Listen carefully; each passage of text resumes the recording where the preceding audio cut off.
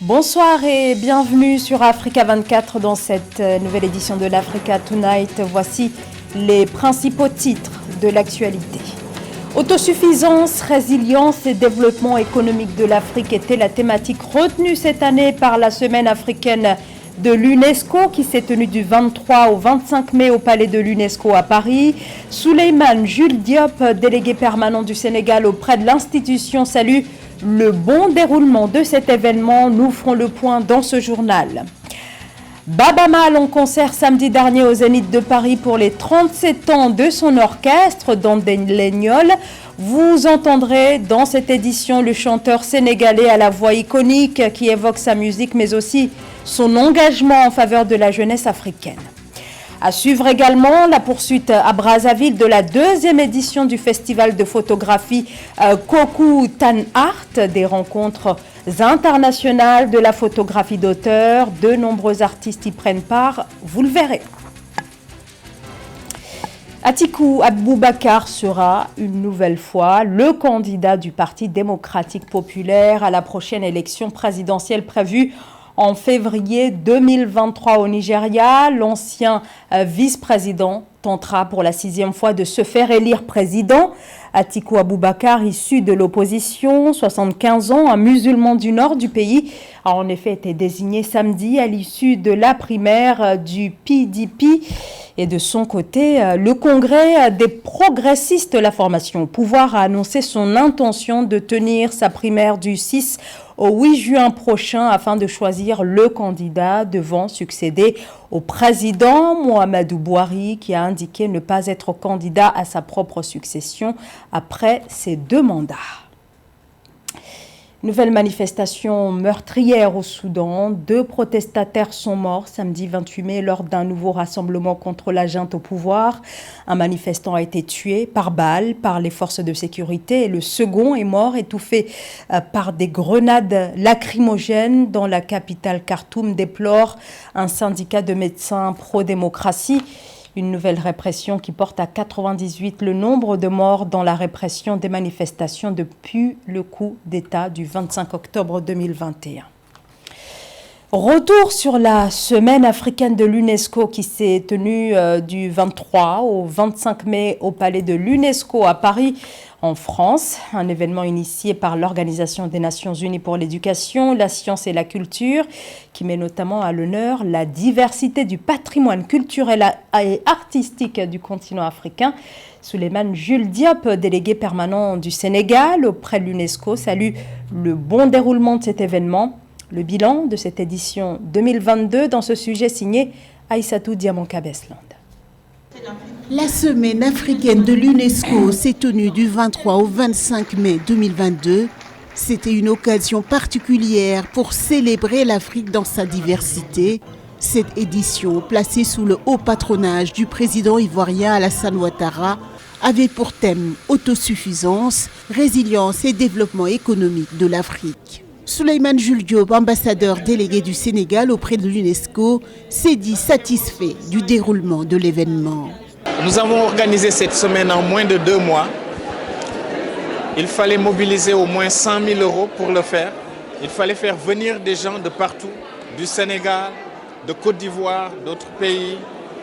Il fallait mettre tout ça en place. Et entre les commissions, la mise en place des commissions et la date d'aujourd'hui, il s'est passé seulement 1 mois. Nous sommes contents parce que nous avons voulu innover.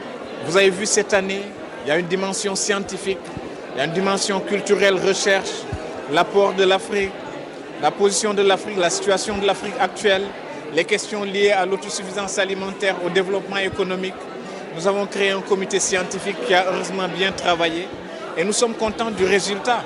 Nous n'avons jamais eu une mobilisation d'un si haut niveau. Le Premier ministre de la Côte d'Ivoire sera là à la clôture. Nous avons eu 2 ministres de la Culture du Tchad et de la Côte d'Ivoire. Tout ceci nous fait énormément plaisir, nous sommes très contents. Selon lui, il est temps de sortir de la victimisation et de tenir un discours constructif.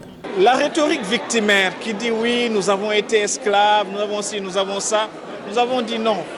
Il faut dire ce que les Africains qui ont quitté l'Afrique ont apporté au monde. En termes de culture, en termes de civilisation, d'artisanat, d'art, de danse, le génie africain. Pour rappel, la Semaine africaine de l'UNESCO est organisée chaque année depuis 2003. Son objectif, placer l'Afrique au cœur des priorités dans le domaine des sciences, de l'éducation, mais surtout de la culture.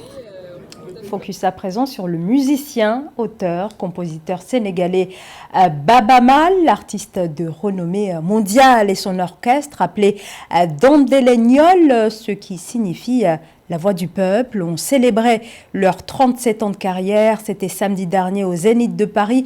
Écoutez Baba Maal, dont l'engagement reste au cœur de ses compositions. Nous venons d'un continent riche de son sous-sol, de ses ressources naturelles. Nous venons d'un continent riche de sa jeunesse et de sa diversité culturelle. Le monde entier nous regarde et le monde entier veut l'Afrique. Nous ne refusons pas d'avoir des amis qui aiment notre culture, qui aiment notre cuisine, qui aiment notre compagnie. Mais vous, nous, la jeunesse africaine, s'il vous plaît, relevez la tête, ne baissez jamais la tête, regardez devant vous, vous allez être fiers. On ne peut pas revenir d'un continent qui s'appelle l'Afrique, avec tant de fleuves, d'étendues de terre, le soleil qui nous éclaire à 100%, du nord au sud, de l'est à l'ouest, on ne parle pas de centre. Et nous avons une jeunesse dynamique, des femmes belles et très organisées, qui sont déterminées dans la culture, le développement, l'économie et la politique d'amener l'Afrique en avant. Je vous dis merci.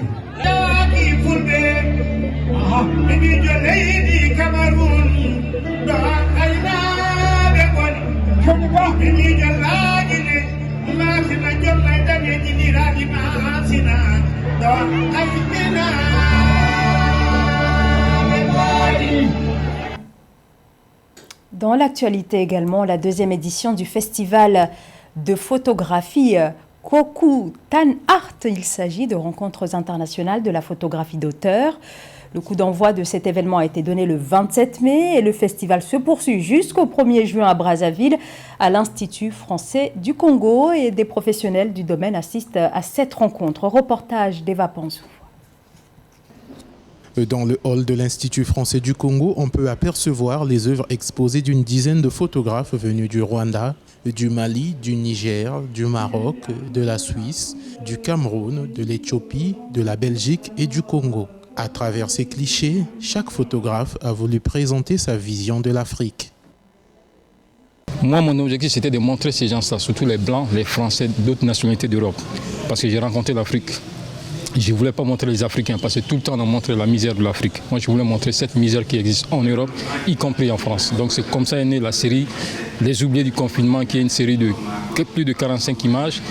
Pendant longtemps, on a été un peu victime de cela. On nous ramenait des images qui viennent d'ailleurs, mais on ne nous montrait pas les belles facettes. Et nous, en tant que photographes, on a cette responsabilité maintenant de porter les beaux messages de nos pays, de nos traditions, de nos cultures, de nos familles même. Et c'est ça l'Afrique de demain, quoi, cette Afrique riche. Le public a la possibilité de visiter ce vernissage du 27 mai au 1er juin 2022 à l'occasion de la deuxième édition du festival Koku Tan Art, qui réunit les auteurs de ces photos sous le thème « L'Afrique qui vient ». Koku Tan Art, qui signifie rencontre en lingala, est un moment de réflexion et d'échange dans le but de valoriser le métier de photographe en Afrique et au Congo. Nous avons voulu mettre en place une plateforme d'expression où les photographes viennent s'exprimer, où les photographes viennent montrer leurs travaux. Donc, et le but aussi, c'est de mettre en place un réseau dynamique des photographes au niveau national et au niveau de la sous-région. exemple, durant 5 jours, les passionnés de l'art photographique pourront participer aux différents programmes dans le cadre de ce festival. Notons que des ateliers, des conférences thématiques et débats, des cartes blanches, des projections auront lieu chaque jour à l'Institut français du Congo ainsi qu'aux ateliers SAM. Le sport en Afrique entre perspectives, défis et opportunités. Sur le continent, le développement du sport est porteur d'enjeux de développement économique et sociétaux. Et la jeunesse demeure au cœur de cette dynamique. Illustration Rwanda dans ce sujet de Frater Ndaka Isienga.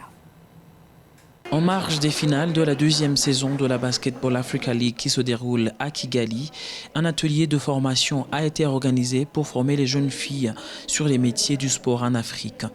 Elles incluent des joueuses de basketball et celles qui sont intéressées par des carrières dans le sport en général. Basketball Africa League est un produit africain qui est design par des Africains, pour des Africains et qui veut mettre en valeur le talent africain aussi bien sur le terrain qu'en dehors du terrain.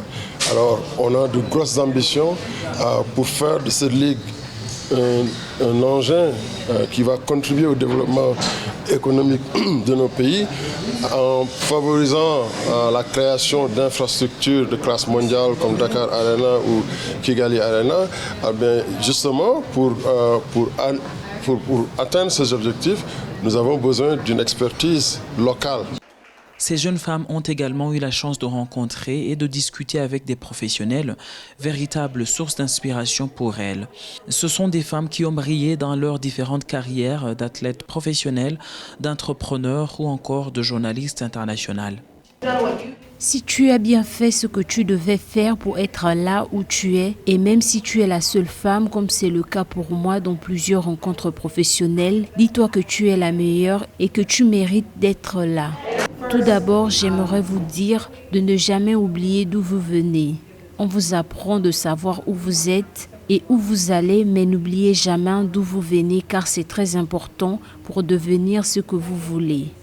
Ensuite, ne sous-estimez jamais le pouvoir de l'humilité, l'intégrité et la gentillesse. J'ai beaucoup appris dans cette conférence, surtout de mes mentors et de leur expérience.